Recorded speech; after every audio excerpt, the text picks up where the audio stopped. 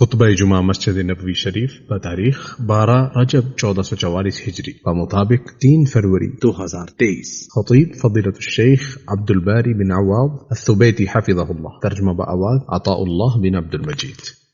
تمام تعریفیں اس اللہ کے لیے ہیں جس نے مومنوں کے دلوں میں خشیت اور رقت الہی پیدا کی، اور میں گواہی دیتا ہوں کہ اللہ رب العزت کے سوا کوئی معبود برحق نہیں ہے، اور میں گواہی دیتا ہوں کہ ہمارے نبی سردار محمد صلی اللہ علیہ وسلم اس کے بندے اور رسول ہیں۔ اللہ تعالیٰ درود و سلام نازل فرمائے نبی صلی اللہ علیہ وسلم پر، آپ کی آل پر اور صحابہ کرام پر۔ حمد و صلات کے بعد میں اپنے آپ کو اور آپ سب کو اللہ تعالیٰ کے تقوی کی وصیت کرتا ہوں۔ ارشاد باری تعالیٰ ہے، سچے مومن تو وہ ہیں جب ان کے سامنے اللہ کا ذکر کیا جائے تو ان کے دل کانپ اٹھتے ہیں، اور جب اللہ کی آیات انہیں سنائی جائے تو ان کا ایمان بڑھ جاتا ہے اور وہ اپنے پروردگار پر بھروسہ رکھتے ہیں۔ یہ ان دلوں کی نمایاں صفت اور بلند مقام و مرتبہ بیان کیا گیا ہے جن کی نشانی قرآن کریم نے یہ بیان کی ہے کہ وہ خوف الہی سے لرزتے اور کانپتے ہیں۔ یہ وہ دل ہے جن کے نہا خانوں میں ایمان سرایت کر چکا ہے اور جن کے گوشے گوشے پر خشیت الہی طاری ہوتی ہے، چنانچہ وہ دل عظمت و جلال اور مقبولیت کے اعلیٰ مقام پر فائز ہے، اور پروردگار نے ان کی تعریف و توصیف کے ساتھ ساتھ حسن انجام کا ذکر کرتے ہوئے ان کا خوب تزکیہ فرمایا ہے۔ واضح و نصیحت اور قرآن مجید کی آیات سن کر ایک مومن یقیناً خوف الہی محسوس کرتا ہے، اس کا دل روشن ہو جاتا ہے، اس کے رونگٹے کھڑے ہو جاتے ہیں اور اس کی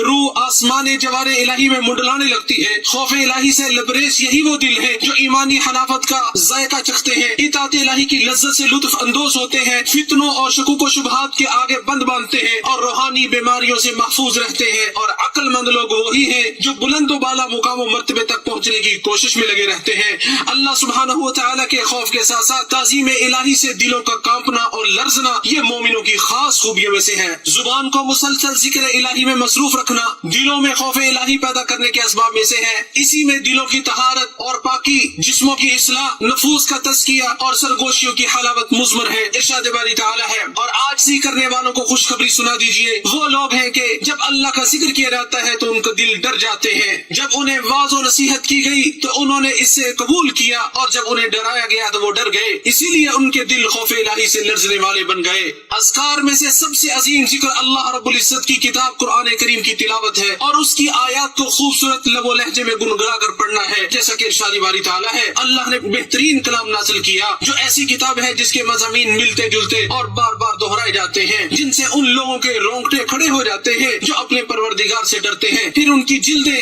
اور ان کے دل نرم ہو کر اللہ کے ذکر کی طرف راغب ہو جاتے ہیں۔ جو شخص پوری توجہ سے کتاب اللہ کو پڑھے گا، اپنے سینے کو اس کے لیے کشادہ کرے گا اور اسی کے مطابق زندگی بسر کرے گا، اس کا دل نرم پڑ جائے گا، اس میں خوف الہی پیدا ہوگا، اور اس کا یہ عمل اللہ تعالیٰ کی خشیت اور اس سے شرم و حیا کا سبب ہوگا اور ایمان میں اضافے کا سبب بھی بنے گا۔ اگر ہم نے دل کو ایسی چیزوں سے بھر رکھا ہے جو دل کے درمیان اور نصیحت الہی سے فیض یابی کے درمیان رکاوٹ ہے، تو دل کی حیات و بقا اور اس کی خشیت اور رقت کی ہم کیسے تما کر سکتے ہیں؟ ارشاد باری تعالیٰ ہے، اور جب بھی کوئی صورت نازل کی جاتی ہے تو ان میں سے کچھ لوگ ایسے ہیں جو کہتے ہیں، اس نے تم میں سے کس کو ایمان میں زیادہ کیا ہے؟ بس جو لوگ ایمان لائے سو ان کو تو اس نے ایمان میں زیادہ کر دیا، اور وہ بہت خوش ہوتے ہیں۔ اگر آپ اپنا دل قرآن کے پاس نہیں پائیں تو کہاں پائیں گے؟ اگر آپ واضح و نصیحت کو اور قرآن کا اثر اپنے دل میں محسوس نہ کریں تو اس کا سبب تلاش کر کے اس کی بیماری کا علاج کیجیے۔ ارشاد باری تعالیٰ ہے، اور یہ مثالیں ہیں جو ہم لوگوں کے لیے بیان کرتے ہیں اور انہیں صرف جاننے والے ہی سمجھتے ہیں۔ شاعر اللہ کی تعظیم و توقیر کرنا دلوں میں خوف الہی پیدا کرنے کے اسباب میں سے ہے۔ ان کی تعظیم در حقیقت حکم الہی کی تعظیم ہے، کیونکہ ہر وہ چیز عظیم ہے جس کی اللہ اور اس کے رسول نے عظمت و بڑائی بیان کی ہے، اور اس کی تعظیم و توقیر کرنا دلوں کی سالمیت اور درستی کی علامت ہے۔ ارشاد باری تعالیٰ ہے، جو اللہ کے نام کی چیزوں کی تعظیم کرتا ہے تو یقیناً یہ دلوں کے تقوی سے ہے۔ جو شخص اللہ کے شاعر کی تعظیم کرتا ہے اللہ تعالیٰ اسے تقوی کی دولت سے مالا مال کر دیتا ہے، کیونکہ یہ تعظیم دل میں موجود اللہ کے ڈر اور خوف سے ہی صادر ہوتی ہے۔ خوف الہی پیدا کرنے کے اسباب میں سے یہ بھی ہے دل کو اس علم کا مرکز بنایا جائے جو علم اسماء حسنہ اور صفات علیہ کے ذریعے انسان کو معرفت الہی تک پہنچاتا ہے۔ ارشاد باری تعالیٰ ہے، اور تاکہ وہ لوگ جنہیں علم دیا گیا جان لیں کہ بے شک وہی تیرے رب کی طرف سے حق ہے تو وہ اس پر ایمان لے آئے، بس ان کے دل اس کے لیے عاجز ہو جائیں۔ چونکہ نبی صلی اللہ علیہ وسلم اپنے پروردگار کو سب سے زیادہ جاننے والے تھے، اس لیے سب سے زیادہ اللہ تعالیٰ سے ڈرنے والے بھی تھے۔ ارشاد باری تعالیٰ ہے، اللہ سے تو اس کے بندوں میں سے صرف جاننے والے ہی ڈرتے ہیں۔ دل میں خوف الہی پیدا ہونے کے اسباب میں سے یہ بھی ہے کہ آدمی توبہ کرنے میں بالکل غفلت نہ برتے، مسلسل استغفار کرتا رہے اور اللہ کی طرف لوٹنے میں جلدی کرے، کیونکہ دلوں کی پاکیزگی بخشنے والے ان امور کے بغیر دل میں کبھی خوف الہی پیدا نہیں ہو سکتا۔ بھلا بیمار دل میں خوف الہی کیسے پیدا ہو سکتا ہے اور غافل دل میں خشیت الہی کیسے پیدا ہو سکتی ہے؟ ارشاد باری تعالیٰ ہے اگر تم دونوں اللہ کی جناب میں توبہ کرو تو بہتر، ورنہ تمہارے دل تو مائل ہی ہو چکے ہیں۔ اور دوسری جگہ ارشاد باری تعالیٰ ہے بے شک جو لوگ اللہ سے ڈرتے ہیں جب انہیں کوئی خطرہ شیطان کی طرف سے آتا ہے تو وہ یاد میں لگ جاتے ہیں، پھر اچانک ان کی آنکھیں کھل جاتی ہیں۔ نیکی اور بھلائی کے کام کرنے، بخشش و خیرات کرنے کو معمول بنانے اور طرح طرح کے احسانات کرنے سے بھی انسان کا دل نرم ہوتا ہے، اس میں رقت و خشیت الہی پیدا ہوتی ہے۔ ایک آدمی نے رسول اللہ صلی اللہ علیہ وسلم سے جب اپنی کساوت قلبی کی شکایت کی تو آپ صلی اللہ علیہ وسلم نے فرمایا اگر تم اپنے دل کو نرم کرنا چاہتے ہو تو مسکین کو کھانا کھلاؤ اور یتیم کے سر پہ ہاتھ پھیرو۔ اسی طرح موت کو بکثرت یاد کرنا، ہم وقت اس کے لیے تیار رہنا بھی انسان کو آخرت کی یاد دلاتا ہے، اسے دنیا سے کنارہ کش اور بے رغبت کر دیتا ہے، مردہ دلوں میں زندگی کی روح پھونکتا ہے اور انہیں خواب غفلت سے بیدار کرتا ہے۔ ارشاد باری تعالیٰ ہے بے شک اس میں اس شخص کے لیے بڑی عبرت ہے جس کے پاس سمجھنے والا دل ہو یا وہ متوجہ ہو کر بات کی طرف کان ہی لگاتا ہو۔ جو شخص مسلسل اپنے دل کی پاسبانی اور نگرانی کرتا رہتا ہے اور اللہ کے ساتھ راستے کا معاملہ کرتا ہے، اللہ تعالیٰ اسے جنت کی طرف جانے والے راستوں کی رہنمائی کر دیتا ہے اور اسے صراط مستقیم پر ثابت قدمی عطا فرما دیتا ہے۔ ارشاد باری تعالیٰ ہے اور جنہوں نے ہمارے لیے کوشش کی ہم انہیں ضرور اپنی راہیں سمجھا دیں گے۔ اہل بصیرت اپنے دلوں کی دیکھ بھال کرتے رہتے ہیں کیونکہ بندوں کے دل اللہ کی دو انگلیوں کے درمیان ہوتے ہیں اور ان کو جیسے چاہے پھیر دیتا ہے۔ ارشاد نبوی ہے عربی میں دل کو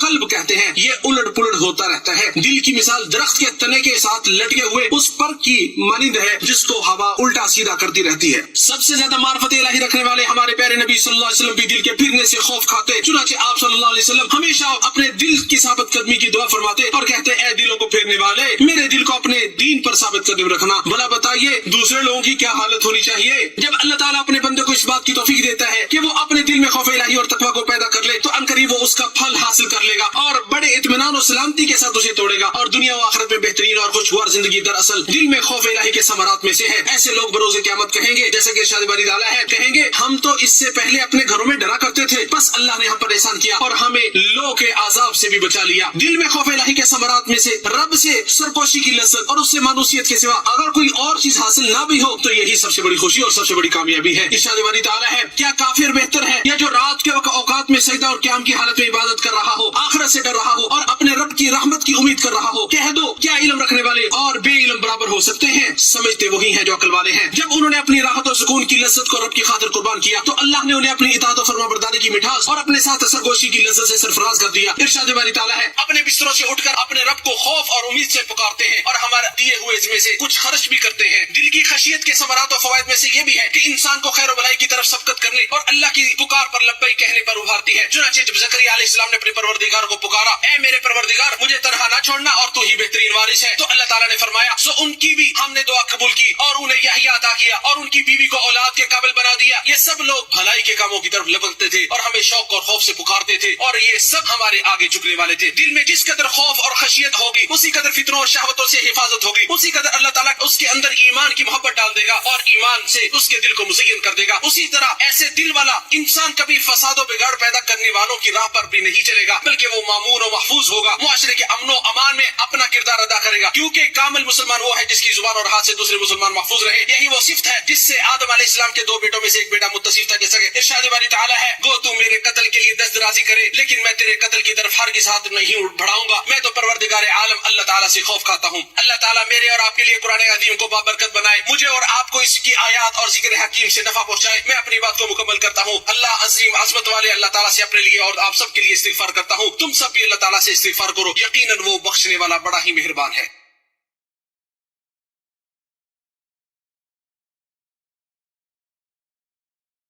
تمام تعریفیں اس اللہ کے لیے ہیں جس کی تعریفوں کی کوئی انتہا نہیں ہے، اور میں گواہی دیتا ہوں کہ اللہ کے سوا کوئی معبود برحق نہیں ہے، جس مالک نے مومنوں کے لیے جنت کا وعدہ کیا ہے، اور میں گواہی دیتا ہوں کہ محمد صلی اللہ علیہ وسلم اس کے بندے اور رسول ہیں جو چنے ہوئے پیغمبر ہیں، اور اللہ تعالیٰ آپ کی آل اور صحابہ کرام پر بھی رحمت نازل فرمائے۔ حمد و صلات کے بعد میں اپنے آپ کو آپ سب کو اللہ تعالیٰ سے ڈرنے کی وصیت کرتا ہوں۔ دل کا خوف و ڈر مخلوقات پر رحم و کرم کرنے اور دوسروں کو شدت و سختی کے باوجود تو لطف و نرمی کا معاملہ کرنے پر آمادہ کرتا ہے، اور یہ انسان کو رحمت الہی کا مستحق بھی بنا دیتا ہے۔ رسول اللہ صلی اللہ علیہ وسلم نے فرمایا رحم کرنے والوں پر رحمان رحم فرماتا ہے، نیز یہ بھی فرمایا تم زمین والوں پر رحم کرو آسمان والا تم پہ رحم کرے گا۔ لوگوں، اللہ رب العزت مالک کائنات نے اپنی کتاب میں تمہیں حکم دیا ہے اللہ کے بندو نبی صلی اللہ علیہ وسلم پر درود و سلام پڑھو، اللہ اس کے فرشتے ان پر درود و سلام پڑھتے ہیں، اے ایمان والو تم بھی ان پر درود و سلام بھیجا کرو۔ اے اللہ محمد صلی اللہ علیہ وسلم اور آپ کی آل پر اللہ درود و سلام نازل فرما جس طرح تو نے ابراہیم اور آل ابراہیم پہ نازل فرمائی، اور اللہ محمد صلی اللہ علیہ وسلم اور آپ کی آل پر برکتیں نازل فرما جس طرح ابراہیم اور آل ابراہیم پر اللہ تو نے برکتیں نازل فرمائی۔ اے اللہ میں تجھ سے جنت اور جنت کے قریب کرنے والے قول و عمل کا سوال کرتا ہوں، اور جو ہمیں جنت سے قریب کر دے، اور ہم جہنم کی آگ سے تیری پناہ چاہتے ہیں، اور ہر ایسے قول و فعل سے بھی جو ہمیں جہنم کے قریب کر دے۔ اے اللہ ہم تجھ سے ہر بھلائی کا سوال کرتے ہیں، خواہ وہ جلدی ملنے والی ہے یا دیر سے، ہم اسے جانتے ہیں یا نہیں جانتے، ہر اس برائی سے تیری پناہ مانگتے ہیں جو جلدی آنے والی ہے یا دیر سے، ہم اسے جانتے ہیں یا نہیں جانتے۔ اے اللہ ہم تجھ سے خیر و بھلائی کی ابتدا و انتہا، اس کی جامع چیزوں، اس کے اول و آخر اور ظاہر و باطن کا سوال کرتے ہیں، اور جنت میں بلند درجات کا سوال کرتے ہیں۔ اے ہمارے پروردگار ہماری مدد فرما، ہمارے خلاف کسی کی مدد نہ کرنا، ہماری تائید و نصرت فرما، ہمیں عزت دے، ہمیں ذلیل نہ کرنا، ہمارے حق میں تدبیر فرما، ہمارے خلاف تدبیر نہ کرنا، ہماری رہنمائی فرما اور ہدایت کو ہمارے لیے آسان کر دے، اور جو ہمارے خلاف بغاوت کرے اس کے مقابلے میں ہماری مدد فرما۔ اے اللہ ہماری توبہ قبول فرما، ہمارے گناہوں کو دھو دے، ہماری دلیل کو مضبوط بنا، ہماری زبان کو درستی عطا کر، اور ہمارے دلوں سے حقد و حسد کو نکال دے۔ اے اللہ تو بہت زیادہ بخشنے والا اور معافی کو پسند کرنے والا ہے، لہذا ہمیں معاف فرما۔ اے اللہ ہم تیری نعمت کے زائل ہونے، تیری دی ہوئی عافیت کے پھر جانے، تیری ناگہانی گرفت سے اور تیری ہر قسم کی ناراضی سے پناہ مانگتے ہیں۔ اے اللہ ہم عاجز آ جانے اور سستیوں کا حلی کا شکار ہو جانے سے، بزدلی اور بخیلی سے،